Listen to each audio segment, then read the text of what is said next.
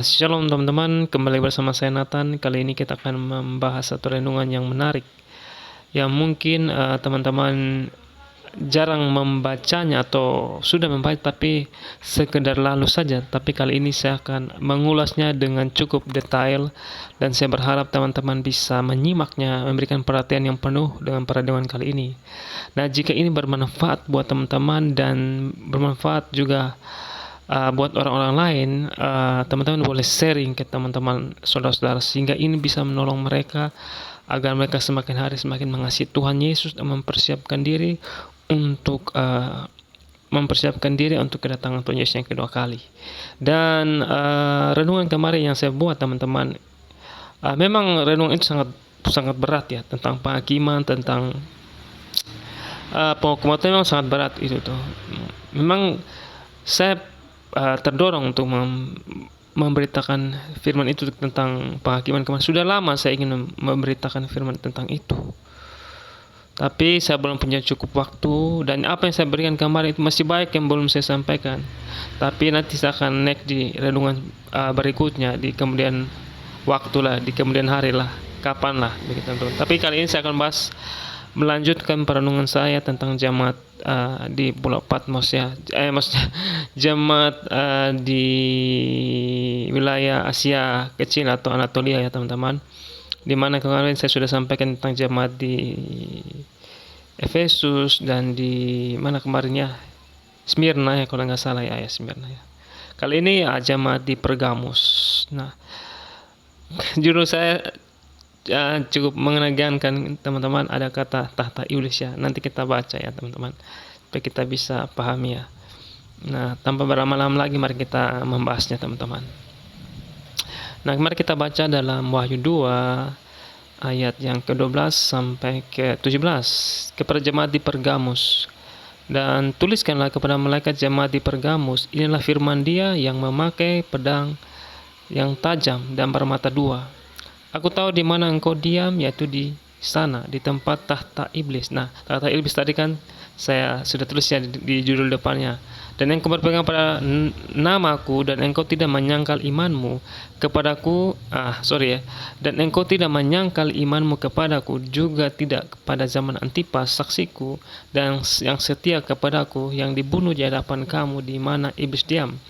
Tetapi aku mempunyai beberapa keberatan terhadap engkau. Di antaramu ada beberapa orang yang menganut ajaran Bileam, yang memberi nasihat kepada Balak untuk menyesatkan orang Israel supaya mereka makan persembahan berhala dan berbuat zina. Demikian juga ada padamu orang-orang yang berpegang kepada ajaran Nikolaus. Sebab itu bertobatlah, jika tidak demikian aku akan segera datang kepadamu, dan aku akan memerangi mereka dengan pedang yang di mulutku ini. Siapa bertelinga hendaklah ia mendengarkan apa yang dikatakan Roh kepada jemaat-jemaat. Barang siapa menang, kepadanya akan kuberikan dari mana yang tersembunyi, dan aku akan mengaruniakan kepadanya batu putih, dan di atasnya tertulis nama baru yang tidak diketahui oleh siapapun selain oleh yang menerimanya. Haleluya, haleluya.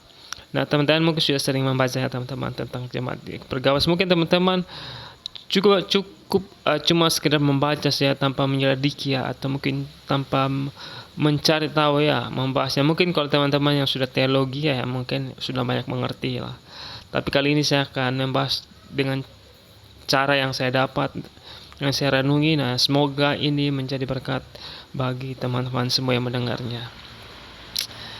Mari kita membahasnya. Nah, sebelum kita membahas ayat-ayatnya itu, kita harus mempelajari keadaan kotanya, sejarahnya, dan lain-lainnya teman-teman. Nah, mungkin seperti yang saya sudah sering bagikan di renungan saya di jemaat di mana Efesus dan jemaat di Smyrna. Mungkin saya sering membahas kotanya di mana ya. Memang saya suka seperti itu teman, karena memang bagus supaya kita belajar sejarah dan supaya kita bisa mengerti firman Tuhan dengan lengkap, yaitu kita mengetahui sejarahnya dan berbagai hal tentang firman Tuhan. Nah, Pergamus dalam bahasa Yunani ya teman-teman ya. Saya belum bisa bahasa Yunani, nanti saya akan pelajari teman-teman. Dalam bahasa Inggris berkata Pergamon atau Pergamum. adalah kota kuno Yunani di Mysia yang sekarang termasuk wilayah Turki. 16 mil 26 atau 26 km dari Laut Aegea di tebing semenanjung di sebelah utara Sungai Caicus sekarang Bakirçay. Pernah menjadi ibu kota kerajaan Pergamon selama zaman Helenistik di bawah Wangsa Atalit. Nah, jadi Pergamus ini teman-teman adalah kota Yunani di wilayah Mysia. Nah, di situ ada tempat namanya wilayah Mysia. Tapi dalam Mysia itu ada namanya kota Pergamus yang sekarang termasuk wilayah Turki, yang sekarang adalah wilayah Turki ya. Dulu wilayah Mysia atau wilayah kekuasaan Yunani ya teman-teman. Nah, dia berada di 26 km dari Laut Aegea. Ya, pesisir Laut Aegea ya.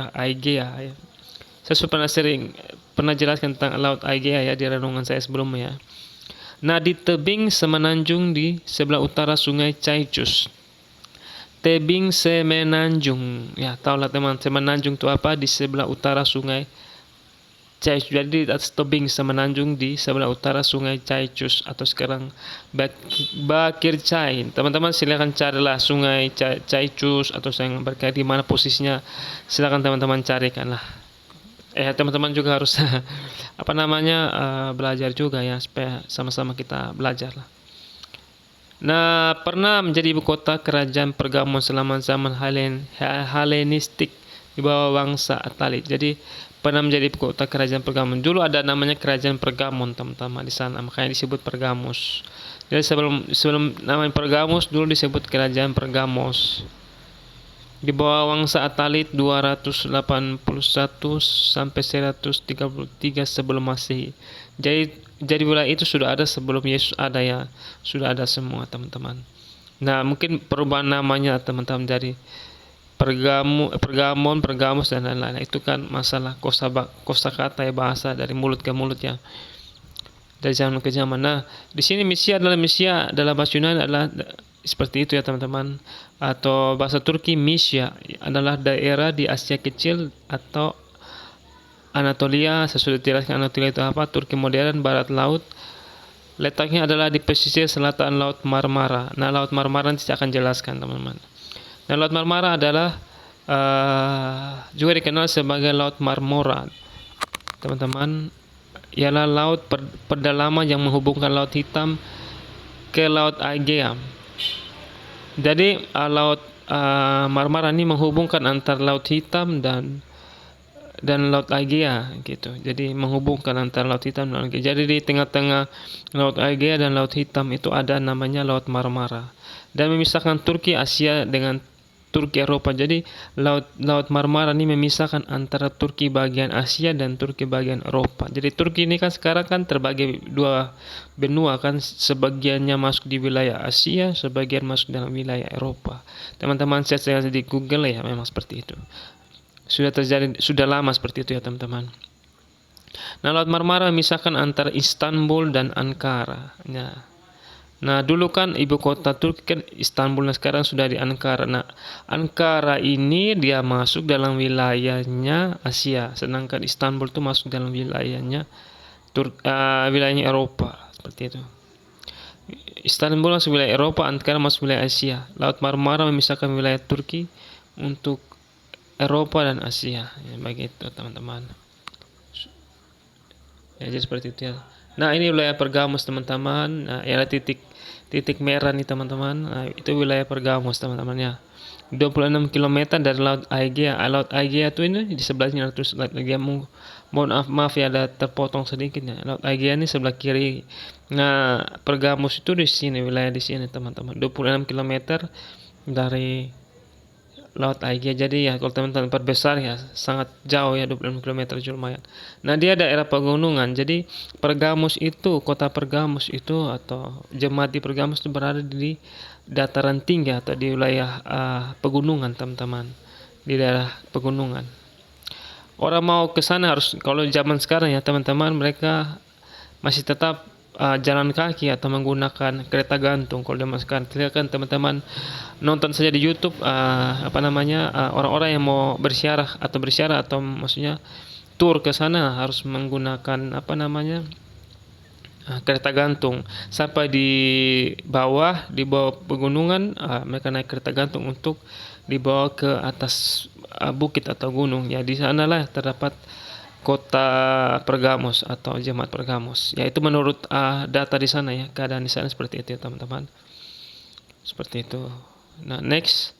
Nah, ini Pergamos. Nah, di wilayah dataran tinggi atau di pegunungannya ini sisa-sisa bangunan-bangunan zaman dulu ya, teman-teman. Masih ada peninggalan-peninggalannya di atas gunung ya. Tidak ada yang tinggal di sini lagi, teman-teman. Sudah dijadikan peninggalan atau dijadikan tempat wisata lah bagi orang-orang yang mau datang berkunjung lah di Turki. Lanjut, teman-teman. Nah, ini seperti ini, teman-teman, wilayahnya dataran tinggi ya, teman-teman. Ya, teman-teman lihat saja. Cukup lihat. Nah, kalau teman-teman punya uang ya silakan jalan-jalan ke sana ya. Tapi menurut saya sudah cukup ya, di internet sudah ada semua ya. YouTube sudah, tinggal kita nonton aja. Kalau ke sana ya, kalau uang banyak ya boleh lah. Tapi kalau nggak ada uang ya sama aja, kita nonton di YouTube udah cukup kok. Ya, lanjut lagi teman-teman. Nah, ini Pergamos masuk wilayah Misia di waktu itu. Nah, dulu ini Misia teman-teman. Nah, sebelah kanan saya ini Misia. Nah, di bawah tuh ada tulis Pergamum. Nah, Pergamum itu, Pergamum itu berada dalam wilayah Misia. Misia itu nama Misia itu berada dalam nama kuno ya, teman-teman. Wilayah dalam zamannya Yesus ya, zamannya Yesus, dalam zaman Masehi atau sebelum Masehi, berapa dekade sebelumnya, teman-teman. Nah, Misia berada di pesisir selatan Laut Marmara. Nah, Laut Marmara ini di atas, teman-teman ya. Di atas teman-teman ya. Saya next slide. Nah, ini. Nah, itu Laut Marmara, teman-teman. Laut Marmara tadi itu yang titik merah, teman-teman lihat. Nah, itu sama Istanbul. Nah, Istanbul itu, di antara Istanbul itu sebelah sini itu ada laut ya, teman-teman. Ada laut, teman-teman. Kalau perbesar, teman-teman silakan cek aja. Ada laut yang memisahkan antara Istanbul dengan wilayah sebelah. Jadi mungkin di situ ada jembatan kalau nggak salah ya, teman-teman, yang menghubungkan Istanbul dengan wilayah Ankara sebelah timur ya. Sebelah baratnya masuk Eropa, berbatasan dengan Bulgaria ya, Istanbul. Seperti itu, teman-teman. Nah, Laut Aegea itu kan di bawah nih, teman, sebelah kiri bawah Laut Aegea. Nah, situ. Nah, Aegea ini sepanjang ini Aegea sampai di sini, sampai di tengah-tengah yang titik merah itu, dalam lingkaran merah itu, yang merah dalam bentuk kayak danau seperti itu kan namanya Laut Marmara, teman-teman. Begitu. Ya, biar kita belajar lah sedikit-sedikit tentang geografi lah. Biar kita menambah pengetahuan lah sedikit ya. Seperti itu. Lanjutnya, teman-teman. Nah, kita akan mulai membahas di ayatnya. Nah, perbesar aja ya, kita perbesar ya, gini. Nah, di ayat 12 sampai 16 ya, teman-teman. Saya baca sini ayat 12. Tuliskanlah kepada malaikat jemaat di Pergamos, inilah firman Dia yang memakai pedang yang tajam dan bermata dua. Nah, fokus di sini, teman-teman ya. Saya sudah jelaskan bahwa malaikat yang diutus Tuhan kepada Yohanes, agar Yohanes itu menyampaikan wahyu dari Tuhan Yesus kepada jemaat di Pergamos. Nah, di sini berkata bahwa inilah firman Dia. Nah, artinya firman dari Yesus Kristus yang memakai pedang yang tajam, ingat ya, pedang yang tajam dan bermata dua. Oke, teman-teman ya, firman Dia atau firman Yesus, pedang itu berasal dari mulut Tuhan. Di Wahyu 2 ayat 16 berkata, sebab itu bertobatlah, jika tidak demikian aku akan segera datang kepadamu dan aku akan memerangi mereka dengan pedang yang di mulutku ini. Artinya apa, teman-teman? Bahwa pedang itu berada berasal dari mulutnya Tuhan Yesus. Artinya pedang yang di mulutku ini. Jadi pedang itu, Yesus itu memiliki pedang, artinya dalam arti, bukan dalam arti harafiah ya teman-teman, artinya dalam arti spiritual, itu teman-teman, roh. Itu berarti Yesus itu, firman itu seperti pedang bermata dua. Karena Alkitab pernah berkata di situ, firman yang juga disebut pedang bermata dua dalam Ibrani 4 ayat 12. Sebab firman Allah hidup dan kuat. Garis bawah ya teman-teman, firman Allah hidup dan kuat dan lebih tajam, bahkan di sini kata lebih tajam daripada pedang bermata dua. Begitu. Dan dua manapun dia termasuk, jadi lebih tajam dari pedang biasa ya teman-teman, pedang dalam arti harafiah ya, pedang biasa lebih tajam. Artinya firman Tuhan tuh seperti pedang bermata dua gitu. Maksudnya seperti dia teman-teman ya, paham ya. Ia menusuk amat dalam sampai memisahkan jiwa dan roh, sendi-sendi dan sumsum. Ia sanggup membedakan pertimbangan dan pikiran hati kita. Jadi pedang roh, firman Tuhan itu disebut dengan pedang. Firman Allah ada pedang. Jadi Yesus adalah juga disebut dengan firman Allah. Juga dia dikatakan firman, dia firman Yesus, dan memakai pedang yang tajam. Jadi Yesus adalah firman. Seperti itu teman-teman, firman Allah yang kuat lebih tajam dari pedang yang bermata dua. Ia menusuk. Nah, firman Allah itu seperti pedang yang menusuk dalam sampai misalkan jiwa dan roh. Nah, bagaimana firman itu bisa seperti itu? Karena firman Allah ini sangat dahsyat teman-teman. Kalau firman Allah teman-teman alami, teman-teman bisa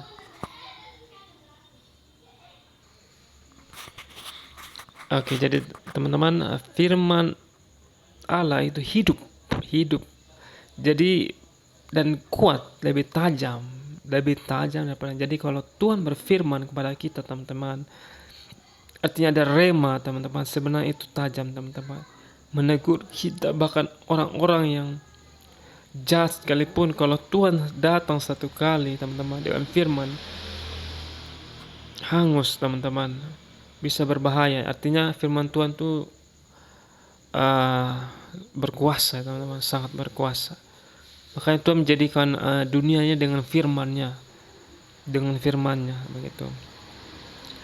Nah, Yesus memakai pedang yang tajam, artinya Yesus ingin berperang melawan iblis atau orang-orang yang mengikuti ajaran iblis. Artinya Tuhan Yesus, artinya Yesus ingin menghukum orang-orang dengan firman-Nya, gitu. Di mana iblis memakai beberapa jemaat di Pergamus yang menyesatkan, yang di mana mereka mengikuti ajaran Bileam dan ajaran Nikolaus. Jadi Tuhan selalu berperang, selalu menggunakan firman-Nya, firman begitu.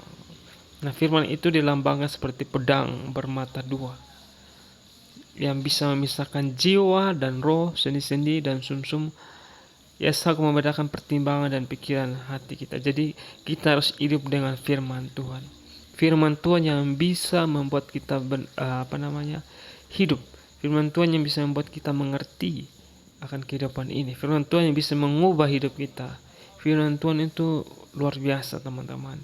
Jadi kalau orang-orang yang mempermainkan firman Tuhan, dia akan menanggung akibatnya teman-teman. Jadi jangan main-main dengan firman Tuhan. Makanya kalau kita melakukan kesalahan, misalnya Tuhan berfirman jangan berdusta ya.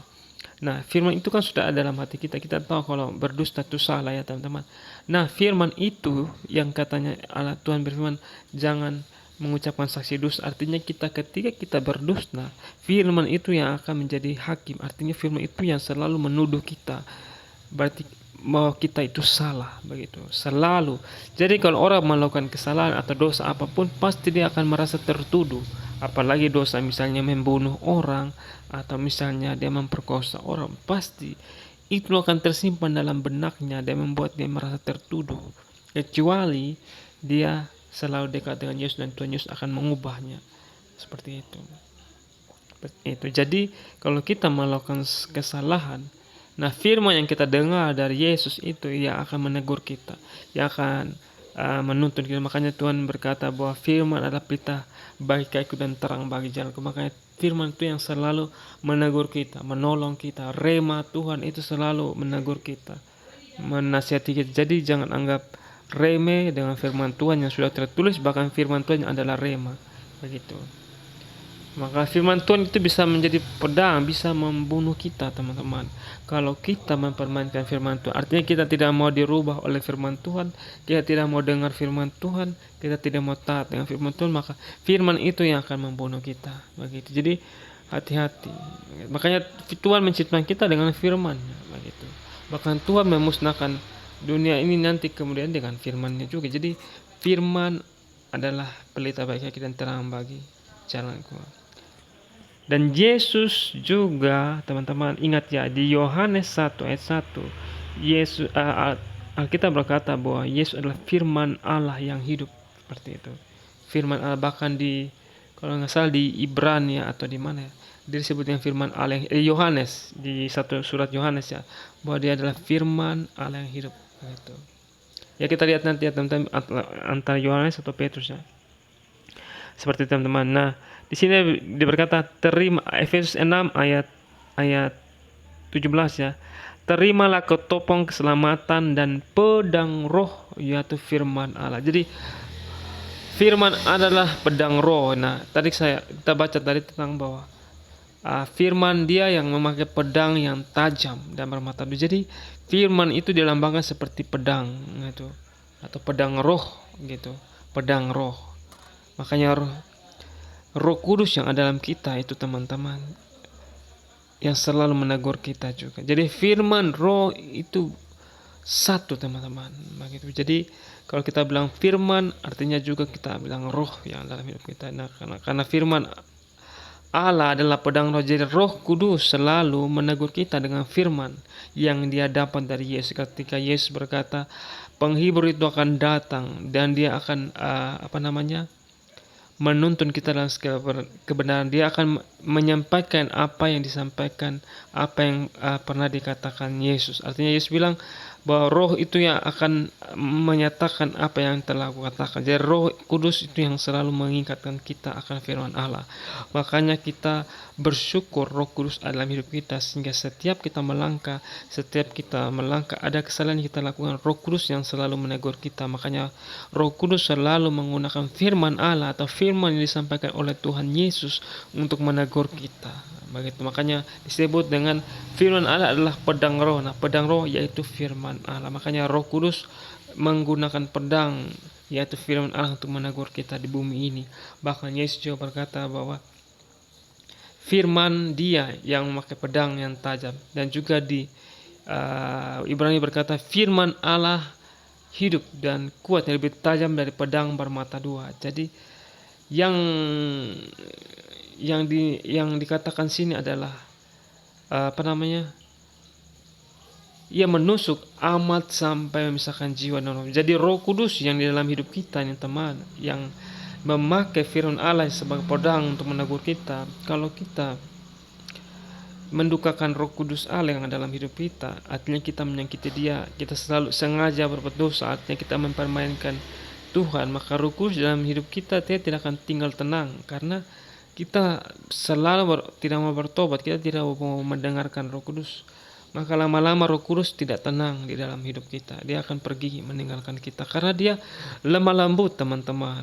Dia ditaruh Roh Tuhan itu diberikan kepada kita dengan cemburu, teman-teman. Jadi ya Roh Kudus itu cemburu jika kita menyakiti dia dengan dosa-dosa terus-menerus, teman-teman. Jadi Roh Kudus itu kan roh yang suci. Nah, tubuh ini kita harus jaga menjadi tubuh yang suci. Kita belajar untuk taat sama Tuhan supaya Roh Kudus ini, teman-teman, tetap menuntun kita dalam kebenaran, dalam seluruh kebenaran. Seperti itu. Jadi walaupun kita ada Roh Kudus, walaupun Roh Kudus menolong kita juga sebagai manusia, saya sudah katakan bahwa kita juga harus punya respon terhadap Roh Kudus.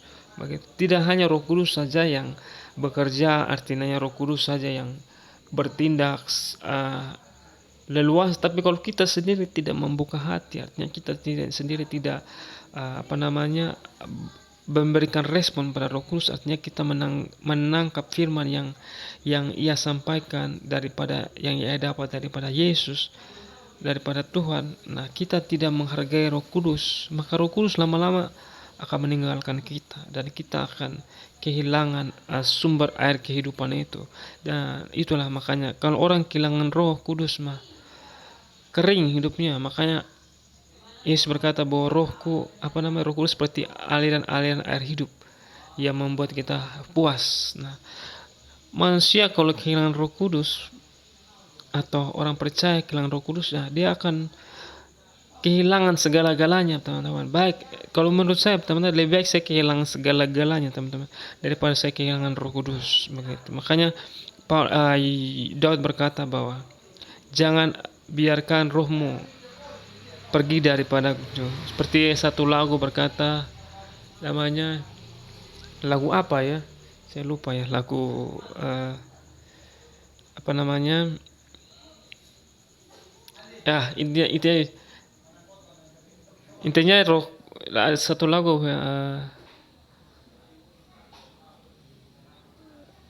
intinya lagunya itu jangan biarkan rohmu jauh daripada aku. Nah, ada ayatnya di Mazmur ya. Daud berkata bahwa jangan ambil rohmu dalam hidupku. Artinya jangan ambil Roh Kudus yang ada dalam hidupnya. Seperti itu. Jadi jangan sampai Roh Kudus meninggalkan kita, teman-teman. Lebih baik kehilangan semua harta di dunia, teman-teman, daripada kita kehilangan Roh Kudus. Karena dia adalah pelita hidup kita. Dia yang menuntun kita dalam seluruh kebenaran. Karena Tuhan Yesus sudah di sorga, yang ada bersama-sama kita sekarang ini, yang nyata walaupun dalam wujud roh, dia hadir. Makanya kalau saya secara pribadi ketika saya berdoa memuji Tuhan, atau ketika saya meninggikan nama Tuhan dengan hati yang tulus, dengan merendahkan hati di hadapan Tuhan, hati yang hamba, maka Roh Kudus akan bernyala-nyala dalam hidup saya, dan rasa damai itu ada, teman-teman. Makanya kalau teman-teman belum pernah atau jarang atau sudah tidak lagi mengalami zaman Roh Kudus, teman-teman, mintalah kepada Tuhan Yesus. Sungguh-sungguh datang, minta pada Yesus, berlutut, teman-teman, bayar harga, teman-teman. Roh Kudus itu mau hadir kalau kita benar-benar sungguh-sungguh mau mencari Tuhan Yesus, mau mengenal Yesus. Maka dia akan datang dan penuhi kita, teman-teman. Asal kita mau sungguh-sungguh mencari Tuhan Yesus. Artinya dalam arti kita mau mengenalnya, kita mau belajar, kita mau belajar taat, kita sabar melewati penderitaan, kita sabar melewati apapun, tapi kita berusaha mencari dia, mengenalnya, maka dia akan datang dan dia mencurahkan rohnya dalam hidup kita dengan penuh dalam hidup kita, ya. Seperti itu, teman-teman. Nah, di sini saya tulis ini konteks pedang yang dimaksud di sini bukan harafiah ya, tapi firman itu seperti pedang yang bisa buat kita sadar dan bertobat. Kadang firman Tuhan itu harus keras, teman-teman. Saya sampaikan untuk manusia sadar. Contohnya, akibat kita melanggar firman Tuhan, maka firman Tuhan sendiri akan menghakimi kita. Contoh, Alkitab berkata jangan berdusta, yang sudah dijelaskan tadi ya, teman-teman. Kalau kita berdusta, maka rasa bersalah itu akan mengejar kita. Seperti itu ya. Jadi firman Tuhan luar biasa, teman-teman. Jadi ya, saya bersyukur ada firman Tuhan yang menolong kita, adalah pelita bagi kita, seperti itu. Dan firman Tuhan juga adalah Yesus sendiri, yang itulah firman Allah yang hidup, seperti itu. Dan juga firman Allah adalah pedang roh bagi kita. Jadi firman ada dua macam ya, teman. Firman dalam arti Yesus, dan juga firman adalah kata-kata ya, teman-teman. Dalam arti kata-kata itu juga bisa dimaknai, dan juga bisa juga firman Allah itu ya disebut Yesus juga, sama aja. Yang penting intinya firman Allah, firman Tuhan Yesus, firman ya gitu. Dan juga Yesus disebut adalah sang firman, dia firman. Makanya Tuhan Bapa tidak bisa menciptakan dunia tanpa Yesus. Artinya Bapa bersama-sama Yesus menciptakan bumi, dan bersama dengan Rohnya yang kudus untuk mengadakan kita semua, begitu. Seperti itu ya, teman-teman. Itulah konsep dalam ajaran kekristenan Trinitas. Ya, mungkin teman-teman sudah tahu ya bahwa Trinitas itu adalah gambaran Allah yang esa, yang yang tunggal, begitu. Karena manusia itu kan terdiri dari tubuh, roh, dan jiwa. Nah, begitu juga Allah kita, yaitu Bapa, Firman, dan Roh, gitu. Artinya satu dalam kesatuan. Itulah makanya Tuhan berkata bahwa baiklah kita menjadikan manusia serupa dan segambar dengan kita. Ya, begitu. Makanya serupa dan segambar dengan kita artinya apa, teman-teman?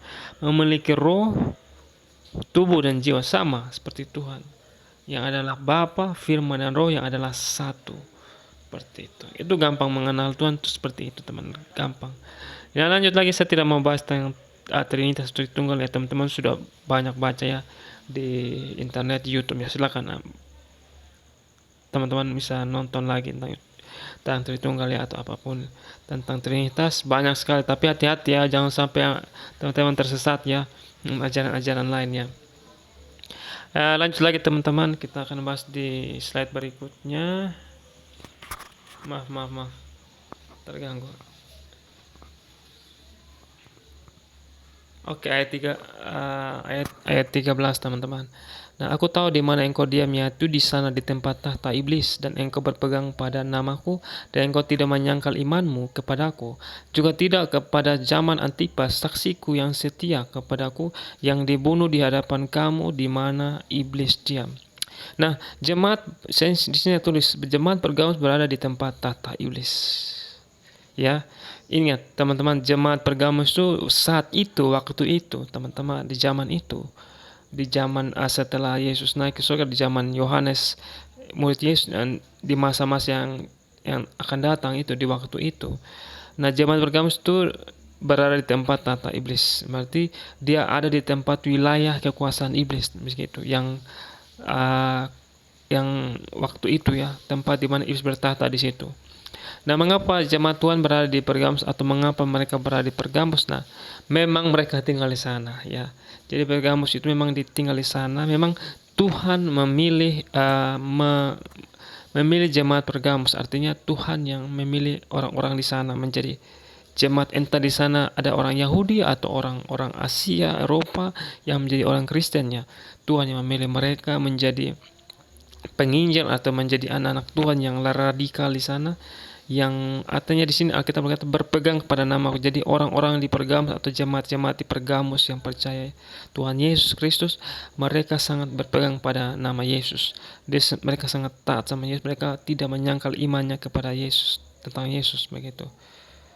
Mereka tidak menyangkal iman mereka kepada Yesus. Jadi mereka sangat cinta Yesus, sangat taat sama Yesus, sangat pegang firman Tuhan begitu. Luar biasa ya teman-teman.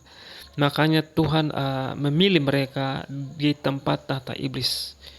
Tuhan sengaja, istilah dalam tanda kutip ya, Tuhan mengizinkan mereka jemaat Pergamus ada di wilayah tahta iblis, karena mereka dipilih karena mereka memiliki karakter atau kemauan atau punya iman yang tangguh di antara orang-orang yang jahat di sana, artinya orang-orang yang sesat di sana. Mereka sangat sangat tangguh atau sangat beriman sama Tuhan Yesus begitu. Makanya di Pergamus itu adalah wilayah kekuasaan Yunani atau wilayah kekuasaan Roma, di mana di sana terdapat penyembahan berhala atau penyembahan pagan atau berbagai macam ajaran-ajaran. Seperti tadi saya bilang ada namanya ajarannya Bilea masih dipegang oleh orang-orang Yahudi yang ada di Pergamus, dan juga ajaran-ajaran Nikolaus. Tadi ajaran Nikolaus ya teman-teman, ajaran-ajaran ajaran-ajaran Yahudi yang masih memegang ajaran-ajaran tradisi Yahudi, artinya seperti cuci tangan atau hal-hal yang teman-teman tahulah tentang orang Yahudi yang ketika berhadapan dengan Tuhan Yesus. Hai ahli-ahli Taurat, yang Tuhan Yesus selalu kencam sama ahli Taurat. Seperti itulah ajaran mereka, masih pegang ajaran seperti itu. Karena Tuhan Yesus sudah menggenapi hukum Taurat, tapi mereka masih melakukan ajaran-ajaran yang tidak memerdekakan orang, tapi ajaran-ajaran yang kaku yang membuat orang tuh terbelenggu dengan ajaran-ajaran seperti itu, sehingga mereka menjadi batu sandungan bagi orang-orang percaya begitu. Misalnya contohnya sunat ya. Nah, sunat ini kan ajaran adalah hanya untuk orang Yahudi, tapi bagi orang Yahudi itu mereka memaksa bahwa orang yang tidak bersunat itu tidak boleh masuk dalam jemaat Allah begitu. Nah, inilah mereka masih pegang itu, makanya mereka percaya bahwa Mesias itu hanya untuk orang Israel saja. Padahal Yesus itu adalah juru selamat dunia, begitu. Dia adalah Mesias yang dinantikan untuk semua bangsa. Dia juru selamat dunia, dan itulah makanya Tuhan menentang ajaran-ajaran Nikolaus itu, teman-teman. Nah, ajaran Nikolaus itu saya sudah jelaskan di renungan saya sebelumnya, ya teman-teman.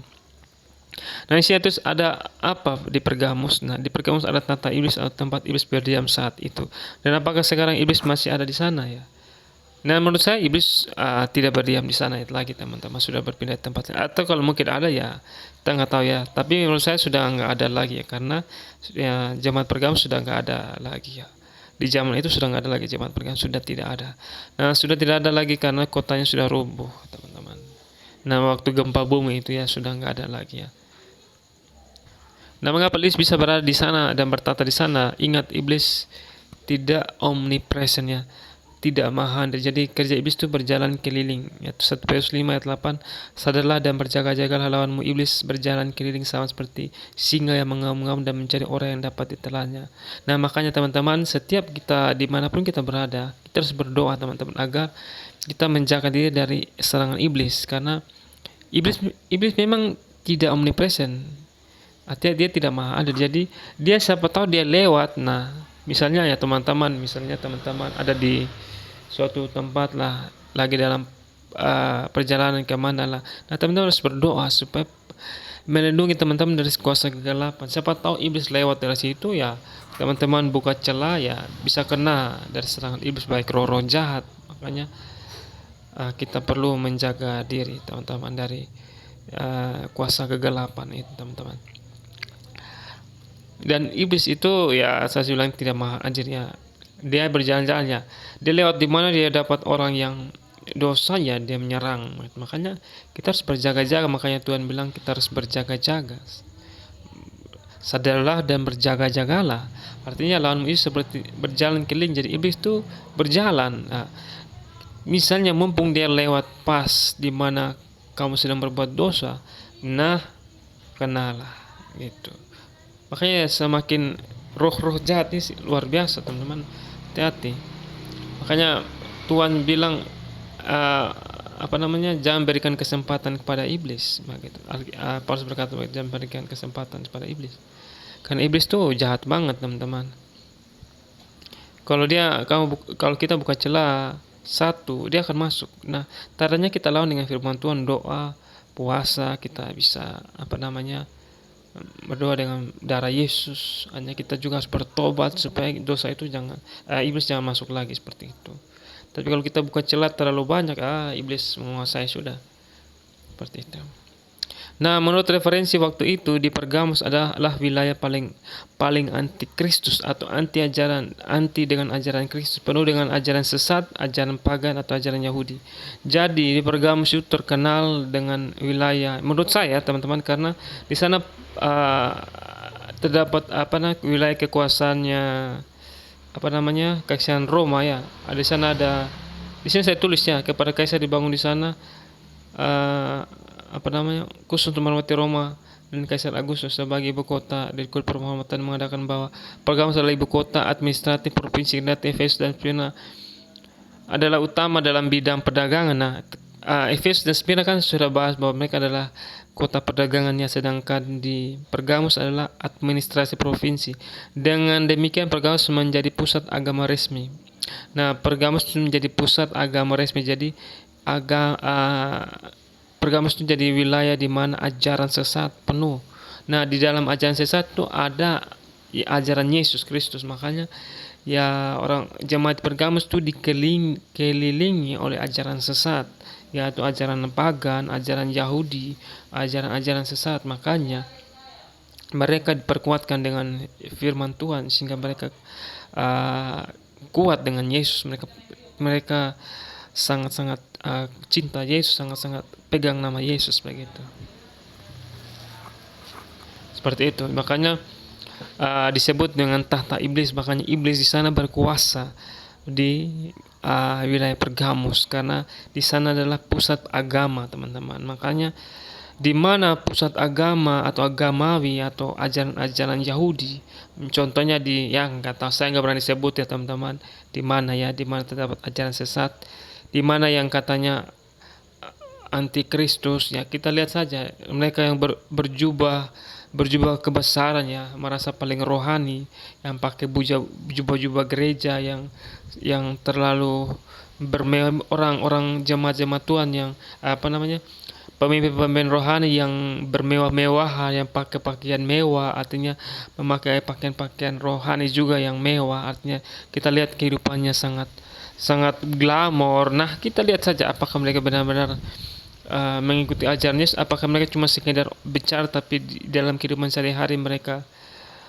menipu, mereka mengambil uang gereja, mereka ambil uang jemaat, atau mereka korupsi, atau mereka mengikuti ajaran-ajaran iblis, dan tapi ditutupi dengan ajaran Yesus. Ya itulah di mana negara-negara yang dikatakan negara Kristen atau negara yang agama, ya belum tentu mereka benar-benar pengikut Kristus, dan jangan mereka adalah anti Kristus. Makanya hati-hati teman-teman, jangan tergiur dengan gedung gereja yang mewah atau dengan arsitek yang mewah. Jangan tergiur dengan itu. Jangan tergiur dengan pendeta yang kita lihat dengan mobil Alphard, dengan semuanya kemewahan. Jangan tergiur, lihat kehidupannya, apakah dia benar-benar mengasihi Tuhan, tidak mengasihi domba-domba, seperti Tuhan Yesus berkata di Yohanes 21 kalau nggak salah, ya, bahwa ketika Yesus mau berpisah dengan mereka, ya Yesus mau naik ke surga, sebelum itu kan dia bertemu dengan Petrus deh. Dan Petrus berkata pada Yesus berkata pada Petrus, apakah engkau mengasihi aku? Sampai 3 kali Yesus berkata, apakah engkau mengasihi aku? Jika engkau mengasihi aku, gembalakanlah domba-dombaku. Artinya sebagai gembala, sebagai hamba Tuhan, sebagai pendeta, sebagai hamba Tuhan, benar-benar dia harus menggembala. Kalau kamu diberikan karunia sebagai pengembala, gembalalah domba-domba. Jangan membiarkan domba-domba tersesat, teman-teman. Artinya kamu harus benar-benar berkorban, bahkan nyawa pun kamu harus berikan buat domba-domba. Jangan kamu memeras susu daripada domba-dombamu. Artinya kamu jangan ambil susu dari ada domba-domba. Jangan kamu jadi gembala yang pandir, artinya gembala yang munafik. Artinya kamu memberikan kata-kata motivator, tapi kamu sendiri memeras mereka dengan berbagai macam persembahan yang membuat mengenyangkan perut-perut hamba Tuhan atau pendeta. Artinya sebagai gembala kamu harus menjadi seperti Yesus yang rela mati bagi domba-dombanya. Dia rela mati di kayu salib menebus dosa-dosa. Itulah gembala yang baik, yang menyerahkan nyawanya bagi domba-dombanya. Apakah kita sudah menemukan gembala yang baik saat ini, teman-teman? Apakah kita lihat pendeta atau hamba Tuhan yang sudah merelakan nyawanya bagi domba-domba Tuhan? Apakah sudah kita lihat, apakah mereka terlalu glamor dan terlalu mencari viewer dan mencari like, mencari popularitas? Kita lihat saja teman-teman. Silakan teman-teman, akhir zaman ini teman-teman, penyesatan semakin terjadi.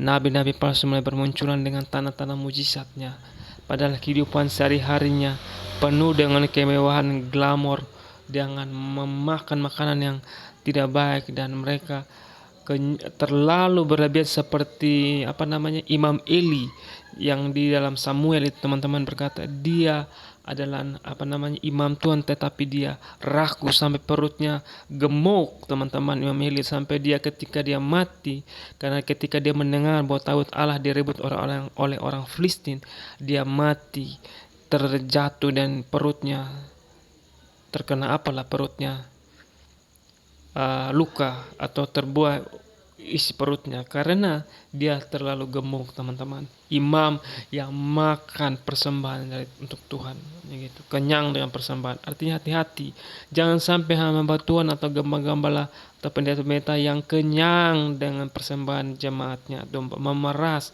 memakan sampai kenyang, dan jemaatnya kurus. Ya, itu hati-hati teman-teman. Itulah ajaran Yesus itu sangat-sangat tegas, teman-teman. Kalau ajaran hanya berkat, nikmat, pesta pora, sukacita, makan enak, bebas lakukan apa saja, ikut Tuhan, diberkati terus menerus, tidak ada penderitaan, tidak meluati hati-hati teman-teman. Hati-hati. Yesus berkata, enyahlah engkau pembuat kejahatan. Hati-hati teman, ini akhir zaman. Kita harus berjaga-jaga. Kita harus menjaga diri kita. Jangan sampai kita tersesat. Makanya belajar firman Tuhan secara pribadi teman-teman, sendiri, otodidak teman-teman, bersama Roh Kudus. Karena Roh Kudus, kita berkata bahwa oleh pengurapanmu lah kamu dapat mengerti firman Tuhan. Artinya Roh Kudus yang akan menerangi kita. Kita sebenarnya tidak perlu lagi banyak pengajar teman-teman. Roh Kudus yang akan mengajar kita. Begitu. Roh Kudus sudah ada dalam hidup kita. Tanda kutip ya. Dalam arti mengapa kita harus cari pengajar yang lain ya teman-teman. Karena Roh Kudus sudah ada dalam hidup kita. Jadi bukan berarti kita tidak belajar dengan orang lain ya teman-teman. Artinya kita harus merendahkan hati, tunduk pada Roh Kudus utamanya. Jadi kalau kita tunduk pada Roh Kudus, jika Roh Kudus mengarahkan kita untuk mendengarkan hamba Tuhan lain, boleh. Artinya begini teman-teman, kalau kita mau mendengarkan firman Tuhan atau khotbah atau pendeta, kita minta tuntunan Roh Kudus dulu, supaya khotbah yang kita dengar dari hamba Tuhan itu benar-benar kita dapat yang benar. Yang tidak benar kita buang, karena Roh Kudus yang akan memfilter setiap firman yang disampaikan, setiap khotbah yang disampaikan oleh hamba Tuhan, supaya kita hanya menerima yang benar, sehingga ketika dia menyampaikan hal yang menyimpang dari firman Tuhan, kita skip, kita angkat buang perkataannya, tapi yang benar kita terima. Makanya Roh Kudus harus menjadi yang utama dalam setiap langkah kita. Ketika kita mau ke gereja pun, kita harus minta Roh Kudus menuntun kita, sehingga firman yang disampaikan oleh hamba Tuhan, sekalipun dia pendeta, bisa saja dia salah, atau mungkin saja dia punya masalah di rumah, mungkin dia tidak sengaja ya dia melampiaskan di gereja firman Tuhan. Makanya kita harus Alkitab berkata ada karunia, artinya karunia membedakan roh. Artinya kita harus punya karunia, istilahnya kita bisa melihat apa yang disampaikan hamba Tuhan ini benar-benar dari Tuhan atau tidak, atau benar-benar dia menyampaikan karena dia benar-benar mengasihi kita, atau karena dia membenci orang lain sehingga dia menyampaikan firman itu. Begitu juga saya teman-teman, kalau saya ada yang salah, saya siap dikoreksi. Saya tidak anti dengan koreksi, saya siap ditegur.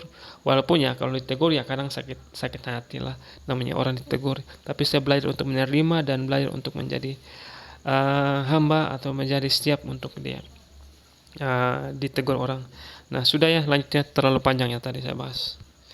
Nah Wahyu 2 ayat 13 berkata, aku tahu di mana engkau diam, dan di sana tempat tata iblis dan engkau pegang pada nama aku. Nah, di ayat ini menunjukkan bahwa mayoritas jemaat Pergamus memiliki iman yang kuat, sangat beriman kepada Tuhan Yesus ya.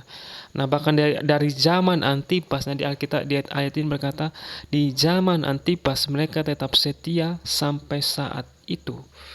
Di mana Antipas dibunuh di hadapan mereka, dibunuh dengan cara dibakar. Ya, ini menurut data yang saya lihat ya di dalam website internet ya, bahwa dari zaman Antipas, di sini katakan dari zaman Antipas saksiku yang setia kepadaku yang dibunuh di hadapan kami ya, di ayat 13 ya. Di ayat 12 berkata, engkau berpegang pada namaku dan engkau tidak menyangkal imanmu kepadaku juga tidak. Artinya juga mereka tidak menyangkal juga pada zaman Antipas saksinya Yesus itu adalah Antipas yang setia kepadaku. Begitu. Jadi Antipas adalah saksi Yesus yang setia sampai dia mati. Maka ditulis ini, yang dibunuh di hadapan kamu di mana iblis diam. Seperti itu ya teman-teman. Jadi dalam ceritanya atau dalam data yang saya lihat bahwa Antipas itu dibunuh dengan cara dibakar di depan para jemaatnya, jemaat Tuhan Yesus yang ada di Pergamus ya. Seperti itu mereka lihat bahwa Antipas dibunuh di depan mata mereka dengan cara dibakar, seperti itu. Nah, Antipas adalah salah satu penginjil di Pergamus yang cukup terkenal. Nah, menurut tradisi Kristen, Rasul Yohanes mentabiskan Antipas menjadi uskup Pergamon pada masa pemerintahan Kaisar Romawi Domitianus. Tradisi mencatat bahwa Antipas menjadi martir pada masa pemerintahan Nero 54 sampai 68 sebelum Masehi ya. Dibakar di sebuah saya sudah Masehi ya, sorry.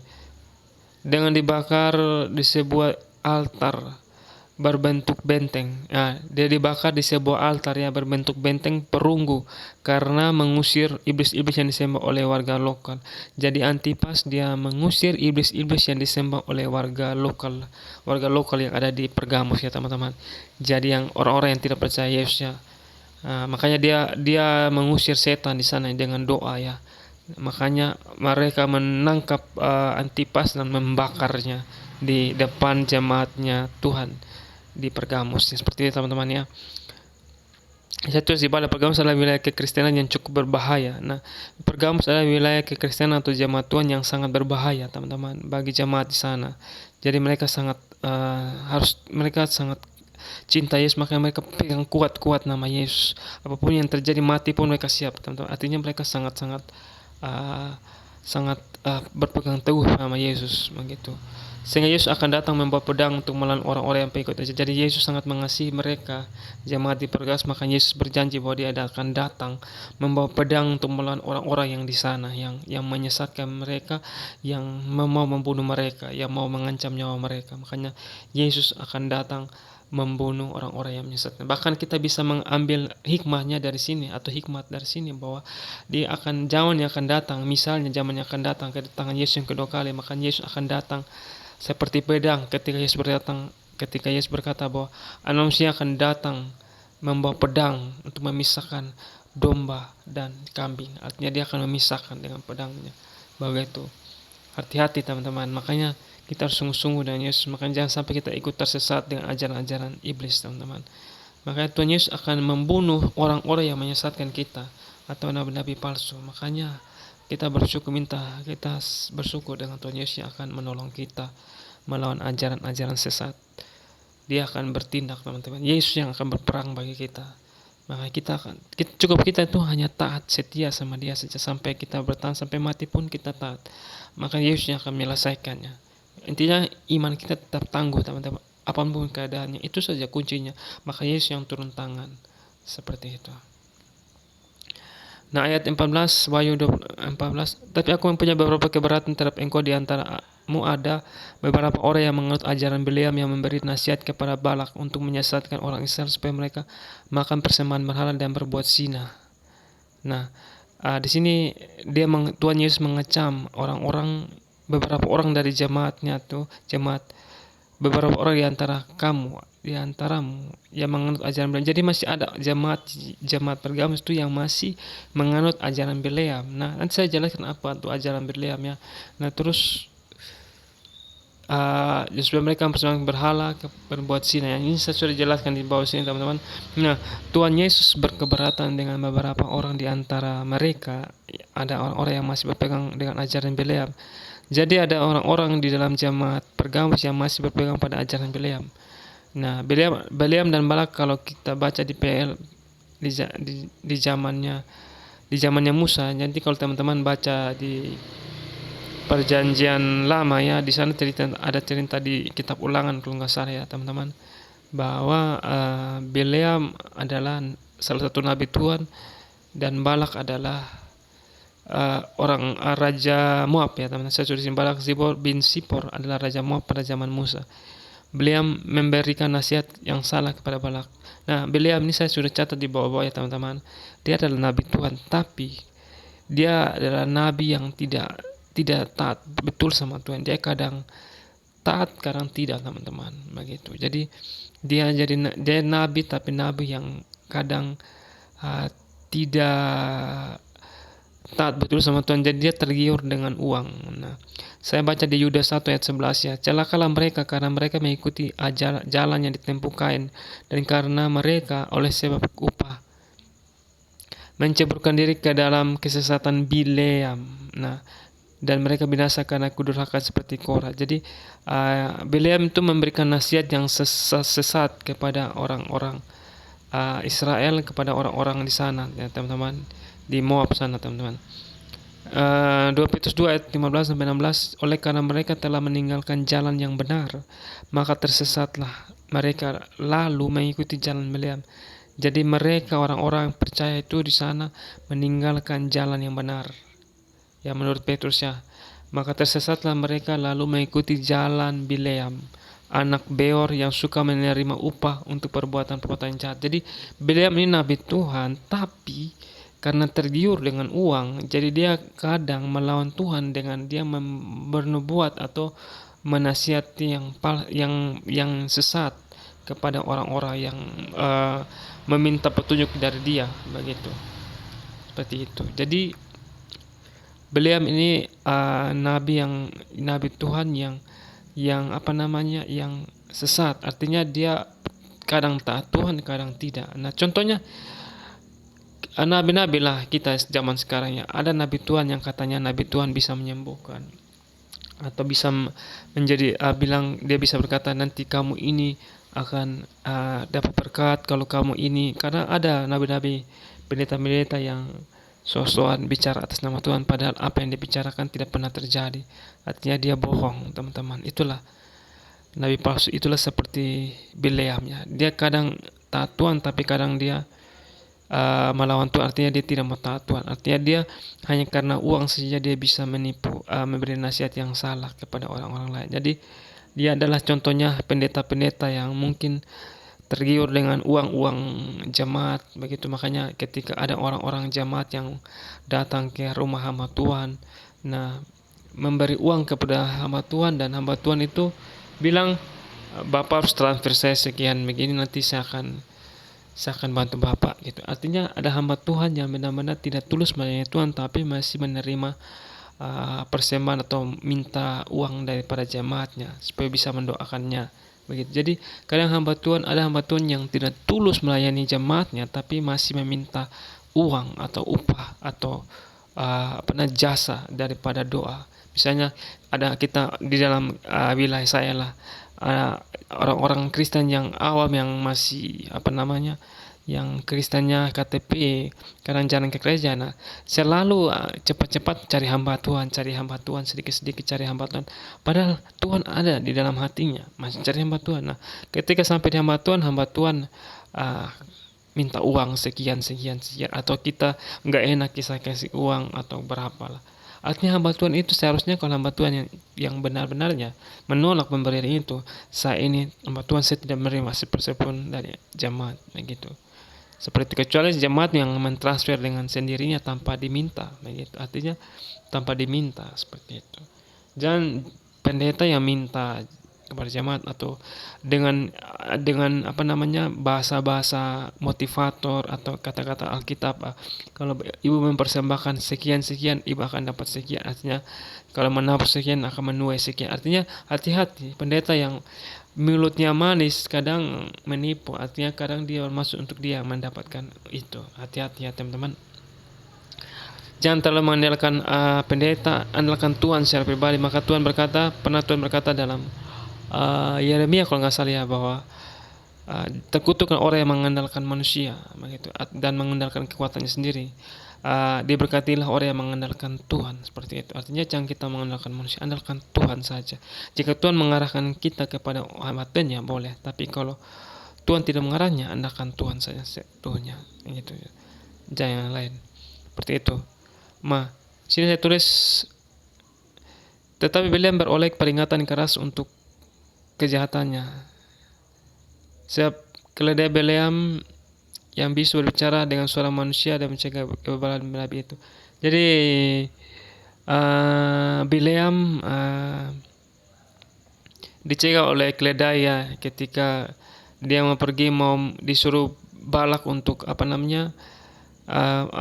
disuruh Balak untuk mengutuki bangsa Israel. Jadi Balak ini memang jahat ya, dia sangat tidak suka dengan bangsa Israel, makanya dia selalu punya cari cara supaya orang Israel ini terkutuk, artinya jauh dari Tuhan, begitu. Artinya begitu, seperti itu teman-teman. Makanya Nabi Bileam ini dia mau saja gitu ikuti Balak. Seharusnya kan Bileam tegas ya, saya tidak mau gitu. Artinya tegas begitu. Tapi ya Bileam juga ya karena uang, karena apa ya. Tapi Bileam juga kadang taat sama Tuhan gitu. Dia taat, tapi kadang juga dia nggak taat, seperti itu teman-teman. Jadi itulah nabi yang kadang sungguh-sungguh diurapi jadi nabi, tapi kadang-kadang banyaklah nabi-nabi palsu, nabi-nabi yang menyesatkan. Ada nabi yang saya pernah cerita ya, bahwa ada nabi satu ketika dia pergi ke mana ya, menyampaikan firman kepada bangsa Israel ya. Nah, ketika dia difirmankan Tuhan agar dia jangan lagi kembali lewat di jalan yang sama. Ketika dia sudah datang dengan jalan yang satu, jangan lagi dia pulang ke daerahnya melalui jalan yang sama, dia lewat di jalan yang lain. Tapi dia taat. Nah, dia taat, dia tidak akan kembali ke jalan itu. Dan Tuhan berfirman lagi kepada nabi itu, teman-teman cari aja di perjanjian bahwa Tuhan berfirman kepada nabi itu, jangan lagi kamu menyimpang ke rumah-rumah orang. Kamu jangan terus saja setelah kamu memberitakan firman kepada jemaat, pada umat Tuhan. Jangan lagi ketika kamu sudah selesaikan, kamu pulang ke daerahmu, jangan lagi kamu menyimpang ke rumah-rumah orang atau kepada yang lain. Tiba-tiba ada nabi yang lain, memang nabi Tuhan, tapi dia juga nabi yang tidak taat, artinya dia menipu sama nabi yang satu lagi tadi. Jadi ada nabi lagi. Jadi ketika nabi yang tadi disuruh Tuhan jangan lagi menyimpang, tapi ada nabi lain lagi yang pergi mencobai nabi itu. Artinya firman Tuhan berkata kamu harus menyimpang ke rumahku, kamu harus singgah ke rumahku. Nah, nabi yang pertama tadi ini yang disuruh Tuhan untuk jangan menyimpang ke rumah-rumah, tapi dia tidak taat sama Tuhan. Nah, dia lebih percaya pada perkataannya nabi tadi, suruh singgah ke rumahnya, makanya dia singgah ke rumahnya begitu. Nah, ketika dia singgah ke rumah itu, nah, dia sudah selesai dari rumah nabi yang berkata bohong sama dia tuh. Nah, dia pulang. Nah, ketika dia pulang, singa atau macan atau apalah menyerang dia dan menggigit dia gitu, teman-teman, melukai dia gitu sehingga dia mati. Artinya apa? Dia tidak taat sama Tuhan. Artinya ada nabi-nabi kalau salah sedikit, teman-teman, bahaya, teman-teman. Makanya, dan nabi yang tadi yang suruh dia menyimpang, itu contohnya nabi palsu. Bukan nabi palsu ya, dia nabi Tuhan, tapi dia terkadang tidak taat sama Tuhan, jadi dia mau menipu orang begitu. Artinya menguji orang, menipu. Jadi itulah, hati-hati. Jadi makanya saya bilang jangan terlalu bergantung pada pendeta atau siapapun yang berkata dia nabi Tuhan. Kalau kita tonton di YouTube ada orang yang mengaku dia nabi ini, nabi. Jangan percaya. Taat sama Yesus, dengar kata Roh Kudus. Roh Kudus sudah ada dalam hati kita. Taat sama Roh Kudus, taat sama Tuhan Yesus aja. Jika Tuhan sudah menyuruh kepada orang lain boleh, tapi utamanya Yesus, Tuhan, Roh Kudus itu yang harus kita taat dalam hidup. Jangan yang lainnya, teman-teman. Oke, siap, mantap. Nah, lanjut lagi ya teman-teman, kita di sini. Saya tulis di sini, Bileam terkenal dengan nabi yang kadang-kadang tidak sungguh dengan Tuhan, suka untuk menerima upah, untuk mengutuki orang-orang. Sekarang dia taat Tuhan, tapi kadang dia tidak taat. Nah, banyak pada zaman sekarang orang ngaku Kristen tapi ngaku hamba Tuhan, tapi motivasinya duit. Artinya demi uang, kadang dia bernubuat palsu padahal tidak diperintahkan Tuhan. Nabi yang rakus seperti itu, atau hamba Tuhan yang rakus. Nah, cerita Bileam. Nah, kita baca sedikit cerita Bileam ya. Teman-teman baca di Bilangan 22 ayat 5 sampai 7.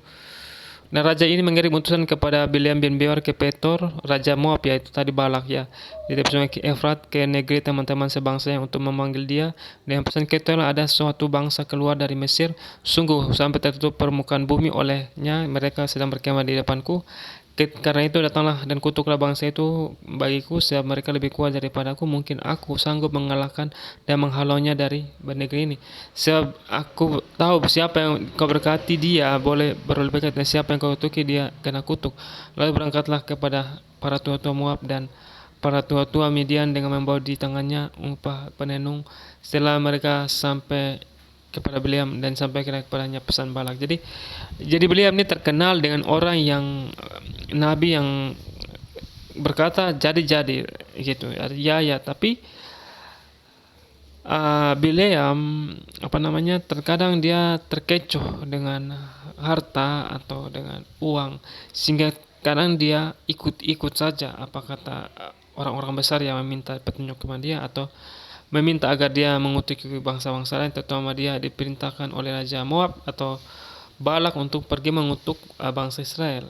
Nah, ternyata Tuhan menghalangi rencananya Balak yang menggunakan Bileam untuk mengutuki dengan uh, keledai yang ditunggangi oleh Bileam itu dijorokin. Keledai itu dijorokin, menjoroki Bileam, sehingga Bileam memarahi keledai itu, dan keledai itu dibukakan mulut oleh Tuhan agar dia bisa berbicara. Keledai itu berbicara kepada Bileam agar Bileam jangan memukul dia. Karena keledai itu kan, teman-teman sudah tahu lah, keledai itu kan dia berjalan di pinggir-pinggir tembok kan. Nah, dia menabrak-nabrak tembok sehingga Bileam itu marah sehingga pukul. Nah, tujuannya keledai itu kenapa dia menyingkir atau tidak mau jalan dengan benar, dia menyerempet di tembok-tembok, karena keledai itu dia melihat ada malaikat Tuhan yang memakai pedang yang terhunus melawan Bileam agar Bileam jangan pergi untuk mengutuki bangsa Israel. Seperti itu. Jadi ya itulah Bileam lah, taulah. Dia seperti itu, teman-teman bacalah Bileam. Nah, Bilangan 25 ayat 1 sampai 5. Sementara orang Israel tinggal di Sitim, mulailah bangsa itu bersinah dengan perempuan-perempuan Moab. Seperti itu. Nah, Israel kan yang tinggal di Sitim nih, teman-teman. Ya, teman-teman cari tahu Sitim sudah di daerah mana lah. Saya nggak tahu ya, teman-teman. Pokoknya di wilayah Moab lah, Raja Moab ya. Tadi teman-teman cari tahu lah di sana, di mana Moab itu. Nah, mulailah bangsa itu bersinah dengan perempuan-perempuan Moab. Jadi orang Israel ini memang ditinggal sedikit, gampang sekali mereka untuk tergoda dengan perempuan-perempuan Moab. Jadi mungkin ya orang-orang Israel ya tuh, para laki-laki orang Israel ya, dia bersinah dengan orang perempuan-perempuan Moab. Bisa saja dalam arti bersinah dalam arti benar ya, melakukan persetubuhan dengan bangsa-bangsa lainnya. Artinya Tuhan kan tidak mengizinkan orang Israel itu bersetubuh atau memiliki istri dengan bangsa-bangsa lain. Khusus hanya Israel hanya boleh menikah atau mengawini dengan orang-orang sebangsanya saja, tidak boleh dengan bangsa lain. Makanya Tuhan marah. Atau dalam arti bahwa bersinah dalam arti mereka menyembah Baal, menyembah para Baal yang disembah oleh orang Moab. Nah, di ayat yang kedua di sini berkata, perempuan-perempuan ini mengajak bangsa itu ke korban sembelihan bagi Allah mereka. Jadi artinya perempuan-perempuan ini mengajak orang-orang Israel atau suami-suami orang Israel atau laki-laki orang Israel untuk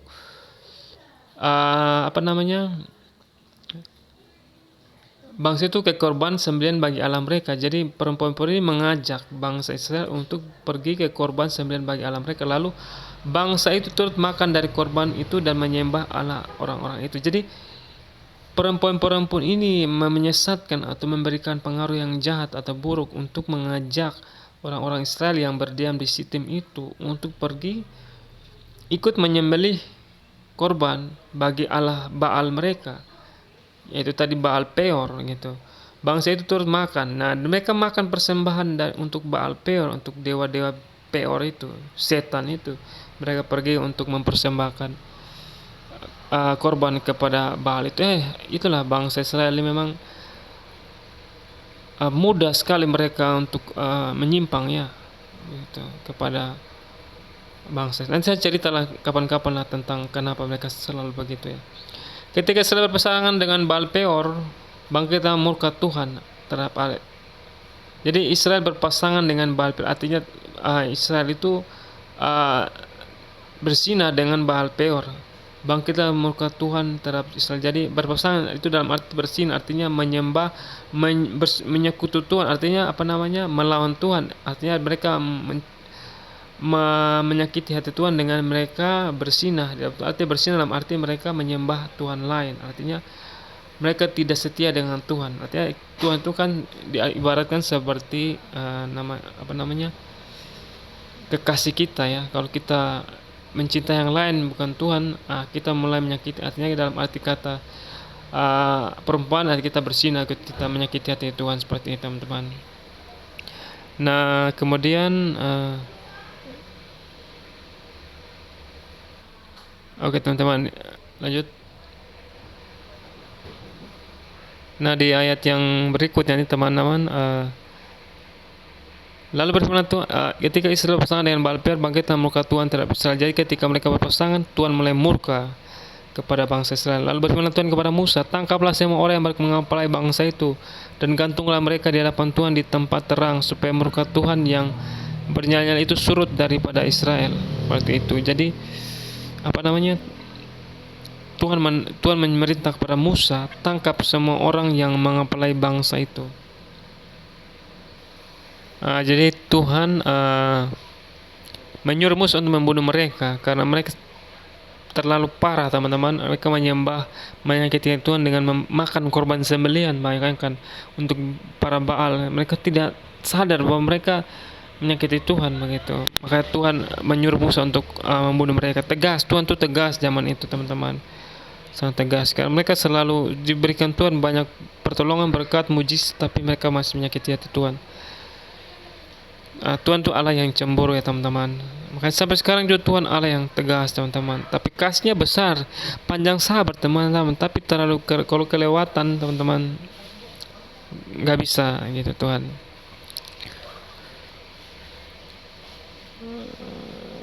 Tangkaplah, ayat yang berikutnya, ayat yang keempat ya. Lalu berfirman Tuhan kepada Musa, tangkaplah semua orang yang mengepalai bangsa itu, dan gantunglah mereka di hadapan Tuhan di tempat terang. Ya, digantung tempat terang, supaya murka Tuhan yang menyala itu surut daripada Israel. Lalu berkatalah Musa kepada hakim-hakim Israel, baiklah masing-masing kamu membunuh orang-orangnya yang telah berpasangan dengan Baal Peor. Nah itulah Tuhan tegas. Makanya itulah Bilangan 31 ayat 16. Bukanlah perempuan-perempuan itu atas nasihat Bileam menjadi sebabnya orang Israel berubah setia terhadap Tuhan dalam hal Peor. Jadi Bileam ini yang menasihatkan perempuan-perempuan Moab ini teman-teman, untuk menyesatkan atau mengajak bangsa Israel itu tersesat, yaitu menyembah Baal Peor. Makanya Tuhan marah kepada Bileam. Bileam ini memang gara-gara uang dia menjadi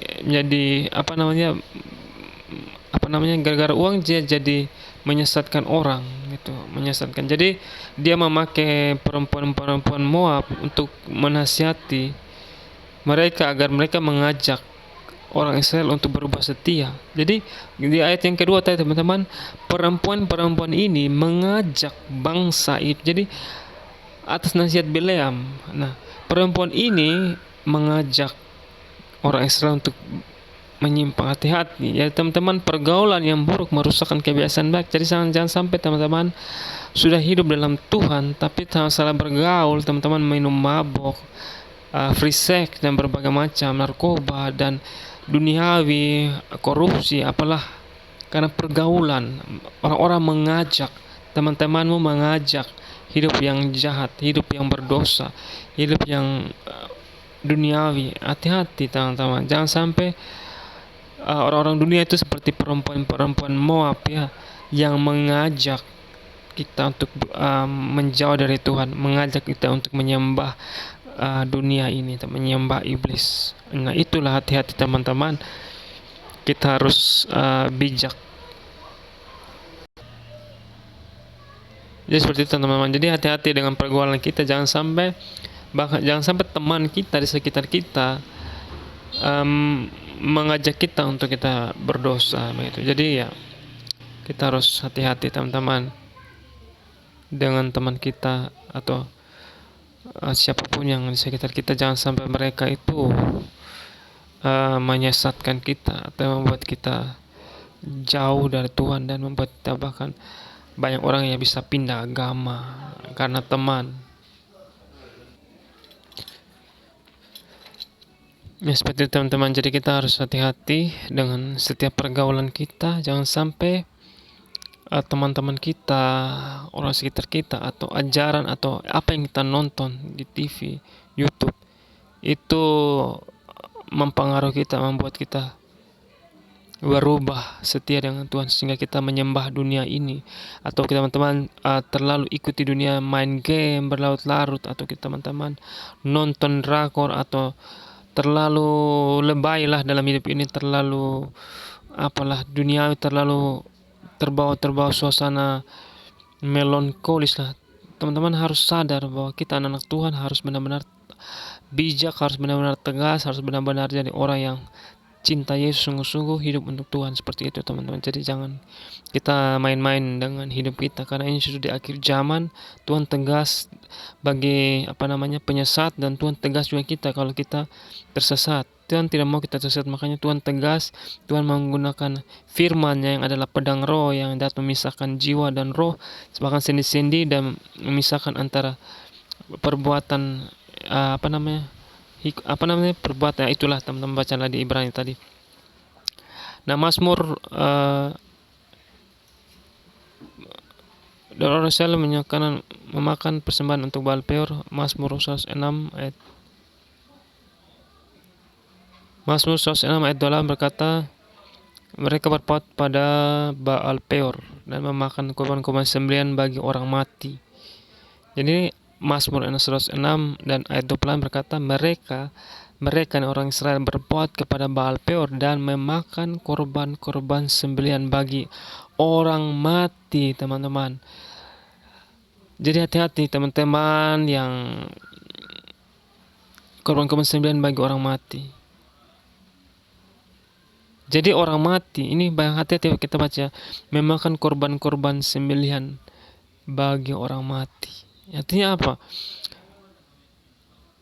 Mereka mempersembahkan korban buat orang-orang mati, teman. Jadi korban sembelihan dipotong, misalnya hewannya dipotong untuk dipersembahkan bagi orang mati.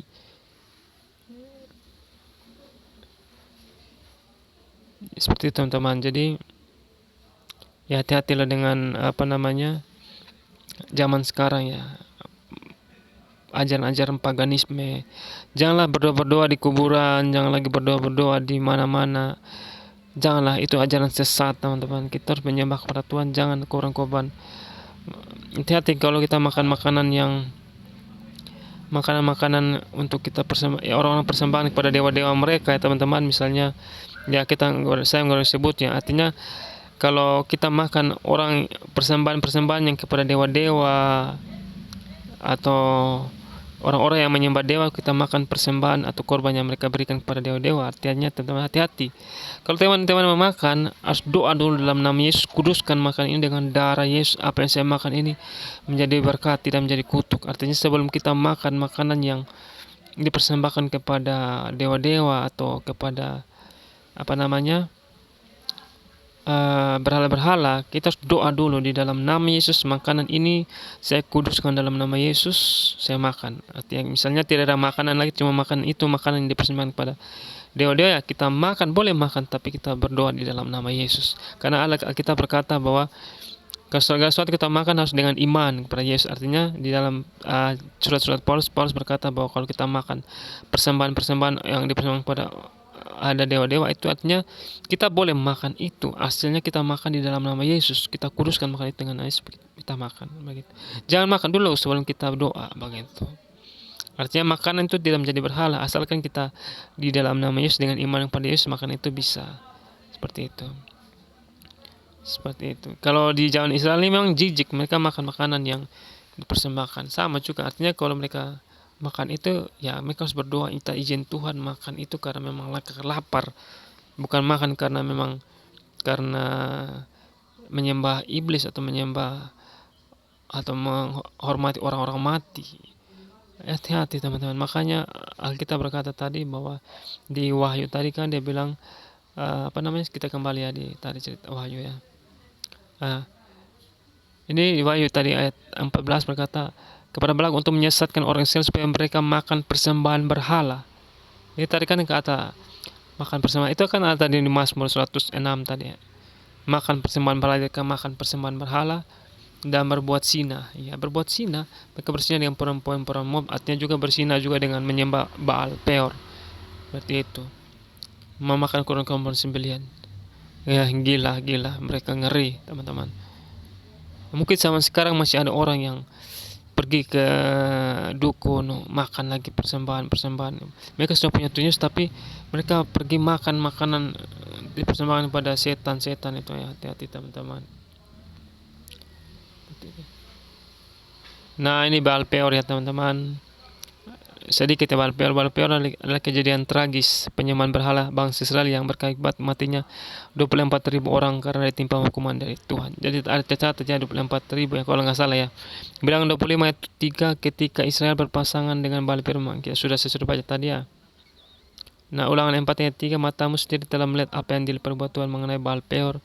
Sebab Tuhan Allahmu telah memunahkan dari tengah-tengahmu semua orang yang mengikuti Baal Peor. Jadi orang yang mengikuti Baal Peor itu Tuhan musnahkan semua, habis teman-teman. Makanya hati-hati, jangan sampai kita dimusnahkan Tuhan karena kita menyembah Baal atau penyembah berhala. Makanya Tuhan paling kecam di zaman ini yaitu orang-orang yang menyimpang, artinya orang yang menyembah-nyembah Baal, atau menyembah-nyembah dewa-dewa, atau menyembah-nyembah pagan, atau menyembah-nyembah dunia ini, teman-teman. Hosea 9 ayat 10, seperti buah-buah anggur di padang gurun aku mendapat Israel dahulu, seperti buah sulung sebagai hasil pertama pohon ara aku melihat nenek moyangmu.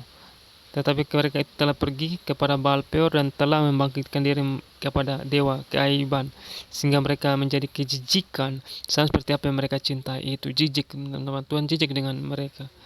Begitu artinya. Makanya Tuhan kecam di jemaat Pergamus, teman-teman. Ya, sebagian orang-orang di antara kamu tuh pergi mengikuti ajaran Bileam yang memberi nasihat kepada Balak untuk orang-orang Israel itu memakan makanan berhala dan menyembah berzina. Itu. Jadi hati-hati ajaran-ajaran saat ini ya, jangan sampai kita menyimpang atau menyembah yang lain selain Yesus Tuhan kita, anak Allah yang tinggi, Raja segala anak Allah yang mati. Seperti itu ya teman-teman. Hati-hati teman-teman.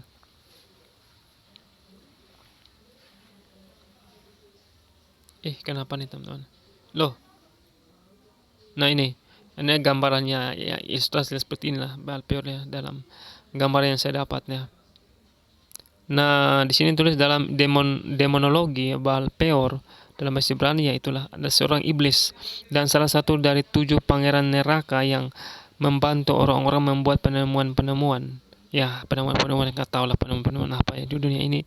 Ia membujuk orang-orang dengan mendorong mereka membuat reka-reka cipta dengan membuat mereka menjadi kaya. Jadi ya mungkin ya di dunia ini banyak orang yang disebut penemu-penemu, padahal penemu-penemu yang menyesatkan dunia, sehingga manusia itu mencintai sains atau teknologi lebih daripada Tuhan, sehingga membuat orang-orang ini menjadi kaya.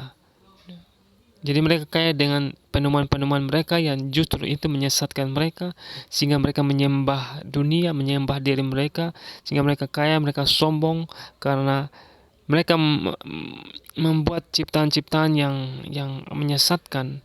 Padahal seperti tentunya sekarang ya, saya nggak bilang apa-apa ya, maksudnya hati-hatilah apa yang kita pegang, apa yang kita gunakan, jangan sampai itu menjadi berhala bagi kita. Artinya pakailah alat-alat yang kita punya, teknologi yang kita miliki untuk kita pakai untuk keberhasilan. Jangan sampai kita pakai untuk memuaskan daging kita, artinya kita memuaskan untuk hal-hal yang duniawi, artinya kita lupa mencari Tuhan, seperti itu. Ya, seperti itu. Jadi jangan sampai kita tergiur dengan penemuan-penemuan, kita ikut-ikutin sampai kita hanya karena uang saja kita cepat jadi kaya, jadi kita menjadi orang yang sombong, seperti itu. Nah, uskup dan pemburu di sini terus, uskup dan pemburu penyihir Peter Binsfeld meyakini bahwa Baal Peor mencobai dengan cara kemalasan. Nah, iblis yang disebut Baal Peor ini dia punya tugas itu memberikan cara mencoba dengan cara kemalasan, dan itu menurut Binsfeld Classification on Demons karya Peter Binsfeld, Baal Peor adalah pemimpin iblis dan dari dosa mematikan yang dikenal dengan sebagai sloth dalam tradisi Kristen. Nah, kemalasan atau dalam bahasa Inggris sloth, bahasa Latin acedia, adalah salah satu dosa dari antara 7 dosa pokok. Iblis yang juga bertugas membuat orang mau cepat kaya dengan cara ya contohnya pesugihan dan lain-lain, mau caya instan. Jadi iblis ini membuat orang jadi malas, teman-teman. Ya zaman sekarang lah semua serba instan, teknologi semakin instan. Nah itulah iblis memakai cara-cara yang instan supaya kita malas ya. Orang cepat kaya ya karena malas juga, ada malas karena ya apalah ya, lihat saja lah zaman sekarang kan orang cepat sekali dapat uangnya, cepat sekali kaya. Orang malas untuk kerja kebun lah, orang malas untuk pacul, orang malas untuk mencangkuk, orang malas untuk mengairi sawah, orang malas untuk menanam sayur, orang malas untuk berkebun karena teknologi semua semakin canggih, semua serba instan, makanya orang malas. Nah itulah pekerjaan iblis yang mematikan di akhir zaman ini, yaitu instan, semuanya serba instan, cepat dan gesit sehingga orang-orang tuh malas. Itulah, hati-hati iblis sekarang menipu. Makanya kalau teman-teman ya, kembalilah kepada natur kita sebagai petani. Artinya seperti Nuh adalah petani, seperti mereka adalah Habel, Kain juga adalah petani, semua banyak petani. Kita harus kembali kepada zaman. Artinya kita harus bercocok tanam, kita harus belajar untuk mengairi sawah. Kita kembali kepada itulah natur kita sebagai pengelola alam Tuhan. Artinya kita menjaga ekosistem dunia ini. Tuhan sudah percayakan bumi ini, tanaman, pohon, tanaman, hewan. Kita harus menjaga kelestarian, jangan sampai teknologi atau kepengetahuan penemuan membuat merusak alam ini, ekosistem ini rusak sehingga dunia ini hancur karena ulah manusia itu sendiri. Sekarang kita lihat banyak sekali sampah plastik. Setiap produk semua dengan plastik, apa-apa plastik. Ya itu yang merusak sehingga sampah di mana-mana. Ya kita yang sadar ini ya kita belajar untuk mengurangi sampah plastik ya, supaya kita bisa melestarikan alam ini. Seperti itu kita belajar untuk untuk kita bisa mengurangi penggunaan sampah plastik seperti itu. Ya banyak hal yang kita lihat, itulah iblis lah, itulah pekerjaan mereka yang ingin merusak dunia ini dengan segala penemuan-penemuan mereka yang manusia nih memikirkan itu baik, padahal itu membuat manusia itu malas. Makanya disebut dengan Baal Peor, yang disebut dengan iblis yang membuat orang malas begitu. Lanjut lagi teman-teman ya. Ayat 15 ya. Demikian juga ada padamu orang-orang yang berpegang pada ajaran Nikolaus ya. Saya sudah jelaskan di jemaat di Efesus ya tentang ajaran Nikolaus ya teman-teman. Dengan kembali di jemaat di Efesus ya, saya nggak usah jelaskan lagi karena itu sudah saya jelaskan ya. Biar durasinya nggak kepanjangan, ini kan sudah cukup panjang ya. Ayat 17, siapa yang bertelinga hendaklah ia mendengarkan apa yang dikatakan Roh kepada jemaat-jemaat.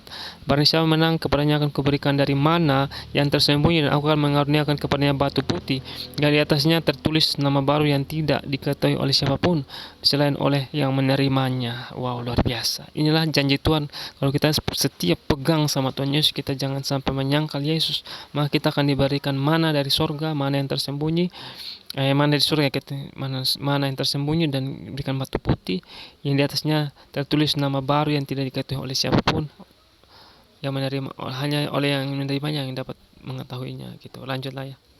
Nah, mana yang tersembunyi saya tulis di sini.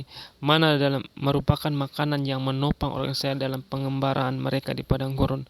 Mana berwarna putih dan mempunyai rasa manis, namun ada juga sumber yang mengatakan bahwa roti mana itu tawar sehingga menyebabkan orang-orang Israel mengeluh di padang gurun. Nah, ya tergantung yang mana sejati. Gitu.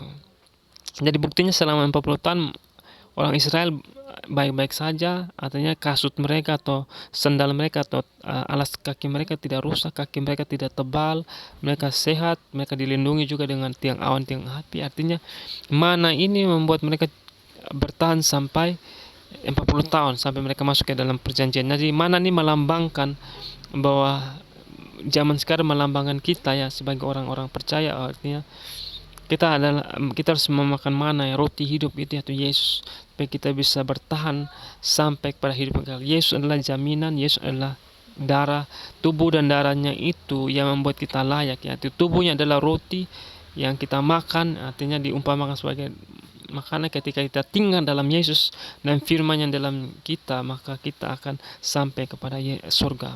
Makanya ketika bangsa Israel memakan mana dengan setia maka mereka sampai kepada tanah perjanjian. Sampai di tanah perjanjian mereka tidak lagi makan mana yang seperti itu, tapi mereka akan menikmati susu dan madu. Itu ketika dia Alkitab berkata tadi apa bilang mana yang tersembunyi, artinya mana yang berbeda lagi, bukan mana yang dulu lagi, mana yang baru lagi, mana yang tersembunyi. Nah, mana di sini saya mengartikan adalah mana itu adalah tubuh Yesus ya, tuh roti hidup ya. Nah, Keluaran 16 ayat 31 kita baca tentang mana ya.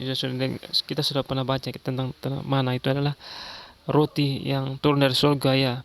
Artinya yang dia seperti damar bedola gitu ya. Rasanya seperti ketumbar dan rasanya seperti rasa kue madu. Warnanya putih. Di Keluaran 16 ayat 31. Dan mana itu disimpan di dalam tabut perjanjian supaya di dalam ya tabut ya, supaya disimpan menjadi tanda bahwa Tuhan pernah memberikan roti dari surga seperti itu. Terus Keluaran 16 ayat 35, makan mana 40 tahun lamanya sampai mereka tidak tiba di tanah yang didiami orang. Mereka makan mana sampai tiba di perbatasan tanah Kanaan. Jadi mereka berhenti makan mana ketika sampai di perbatasan Kanaan seperti itu. Keluaran 11 ayat 6. Tapi sekarang kita kurus kering, tidak ada sesuatu pun apapun kecuali mana ini saja yang kita lihat. Ya, mereka mengelola. Udah cukup mana itu baik teman-teman, supaya kita belajar untuk bersyukur teman-teman dengan apa yang ada. Artinya cukuplah kita makan. Makanya justru mana itu membuat mereka bisa bertahan 40 tahun begitu. Jadi mana tuh saya rasa makanan yang sangat lengkap, gizinya pas untuk kebutuhan tubuh kita begitu. Sudah mungkin ada sayurnya, ada proteinnya, ada lemaknya, cocok pas begitu. Lengkap lah di situ. Mana itu makanan yang cukup untuk tubuh kita begitu. Jadi kalau kita makan mana ya, saya rasa mana itu makanan yang cocok buat tubuh kita. Artinya saya jelaskannya bahwa mana itu adalah dilambangkan seperti Yesus yang roti hidup yang turun dari surga ya. Kalau kita makan mana atau kita makan Yesus, artinya kita makan tubuhnya yang dilambangkan, kita tinggal dalamnya, kita hidup dalamnya, kita mengikuti perintahnya, artinya kita akan hidup sampai ke surga. Nanti kita bisa masuk ke Kanaan, artinya kita masuk ke Yerusalem, ke Kanaan, berjalanlah ke Kanaan. Nah, itulah artinya itu teman-teman. Artinya kita akan sampai kepada hidup yang kekal bersama Tuhan Yesus. Dia adalah mana, dia adalah roti yang hidup itu yang turun dari surga. Kita hidup di dia, kita makan dia, kita tidak akan lapar lagi, kita akan hidup. Makanya Yesus berkata kepada iblis, manusia ini tidak hidup dari roti saja, tapi dari firman yang keluar dari Allah. Artinya apa? Firman yang keluar dari Allah adalah pribadi Yesus sendiri, adalah roti hidup itu. Makanya kalau kita hidup tidak hanya dengan makanan duniawi saja, tapi kita harus makan Yesus. Artinya kita hidup dalam Yesus, kita percaya Yesus, artinya kita sudah makan kehidupan itu. Artinya kita hidup dalam Yesus, kita hidup selama-lamanya. Seperti itu. Kita tidak hanya hidup di dunia ini, tapi kita hidup sampai kepada kehidupan yang kekal bersama Dia di surga. Seperti itu ya teman-teman. Nah, Ulangan 8 ayat 3 berkata, Jadi ia merendahkan hatimu, membiarkan engkau lapar dan memberi engkau makan mana yang tidak kau kenal dan yang juga tidak dikenal oleh nenek moyangmu, untuk membuat engkau mengerti bahwa manusia hidup bukan dari roti saja, tapi manusia hidup dari segala yang diucapkan Tuhan. Artinya Tuhan memberikan mereka sengaja, mereka lapar. Artinya mereka tahu bahwa mereka lapar pun Tuhan menyertai mereka sampai mereka bisa bertahan 40 tahun. Artinya manusia itu tidak hidup dari roti saja, tapi dari setiap firman yang keluar dari Allah. Maka Tuhan Yesus berkata, ketika Yesus berkata ubahlah batu ini menjadi roti. Yesus bilang manusia tidak hidup dari roti saja, tapi dari firman yang keluar dari mulut Allah. Seperti itu. Artinya manusia hidup dengan iman kepada Yesus, maka manusia akan hidup seperti itu. Yosua 5:12 berkata, lalu berhentilah mana itu, dan pada esok harinya setelah mereka makan hasil negeri itu, jadi orang Israel tidak beroleh mana lagi, tapi dalam tahun itu mereka makan yang dihasilkan tanah Kanaan. Artinya ketika sudah kita bertahan di dunia ini, dalam hidup masih kita akan mendapat hidup yang kekal, yaitu kita bisa menikmati mana surgawi yang luar biasa di surga, mana yang tersembunyi, itu makanan ilahi yang Tuhan sediakan bagi kita. Entah itu apalah dalam makanan rohani ya teman-teman, maknai sendiri. Sudah jelaskannya.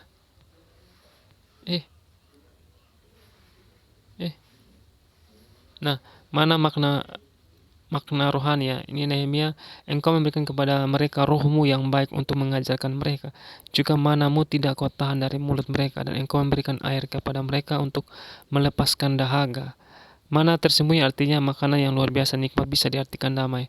Yang luar biasa biasa yang membuat kita puas, bisa juga diartikan Roh Kudus, bisa yang memuaskan jiwa kita, bisa banyak juga penafsiran.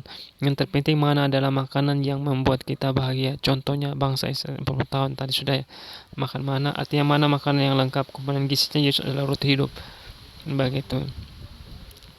Dari mulut mereka engkau memberikan air kepada mereka untuk lepaskan dahaga. Berikan rohmu yang baik. Artinya, kalau kita baca Yohanes 6 ya ayat 47 sampai seterusnya, situ berkata, aku berkata kepadamu, sesungguhnya barang siapa percaya ia mempunyai hidup yang kekal. Akulah roti hidup. Nenek moyangmu telah makan mana di padang gurun, dan mereka telah mati. Ya, itu makanan telah mati. Artinya mereka mati makan mana di padang gurun. Inilah roti yang turun dari surga. Barang siapa makan daripadanya, ia tidak akan mati. Seperti itu ketika Yesus Allah berkata dalam perjanjian lama, ketika tadi berkata bahwa manusia tidak dari roti saja, tapi dari firman yang keluar dari mulut Allah. Artinya inilah yang maksudnya firman itu adalah pribadi Yesus. Makanya kalau kita percaya sama Yesus, kita tidak akan kelaparan, dalam arti kita tidak akan tidak akan kehilangan damai sejahtera ketika hidup dalam Yesus.